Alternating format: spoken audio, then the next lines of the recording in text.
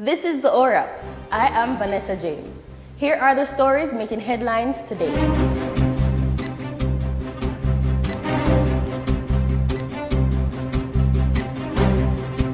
19 people have been killed by members of the security forces since the start of 2022, says Hamish Campbell, Assistant Commissioner of the Independent Commission of Investigations, who was speaking at a virtual press conference Thursday morning. Campbell said the current trend means that the number could climb well past 20 by the end of February, as was the case in 2017 and 2018. The Jamaica Constabulary Force has launched an investigation into an incident being circulated on social media where a policeman was seen dragging a woman who appears to be unconscious on the ground. The communications arm of the JCF told Observer Online that they are aware of the video and are still making checks into the incident. Details remain sketchy, but the incident is believed to have occurred in Hermitage St. Andrew. However, Commissioner of Indicom, Hugh Faulkner, said the entity is yet to receive a formal report regarding the incident. The Portland police say they have picked up another wanted man during a raid on Wednesday.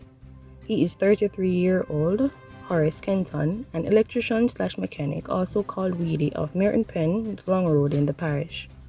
Kenton was reportedly wanted in a case of larceny of a motor vehicle, which was committed on September 25, 2021 in Snow Hill, Portland. According to the police, on the day the vehicle was stolen, its intelligence machinery and its swift action led to the vehicle being intercepted in Manchonil, but Kenton managed to escape. Former Security Minister Peter Bunting is calling for the removal of Shane Dowling as CEO of the Firearm Licensing Authority for what he cites as poor performance.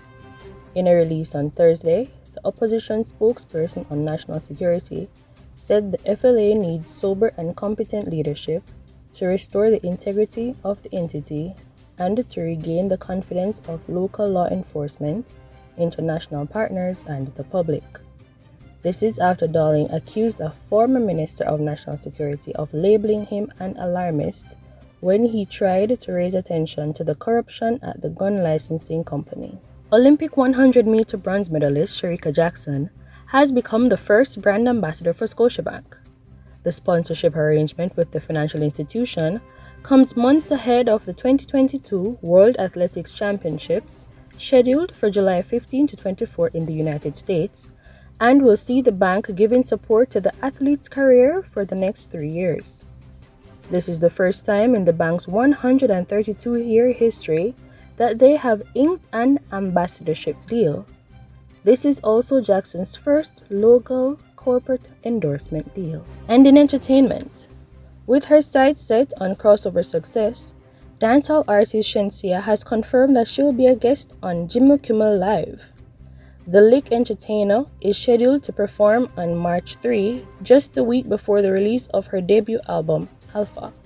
The project is set for a March 11 release. Shenziya's performance announcement comes on the heels of her being featured on Apple Music's popular Up Next program on Wednesday. This has been the ORAP. Catch up with these and other stories on JamaicaObserver.com.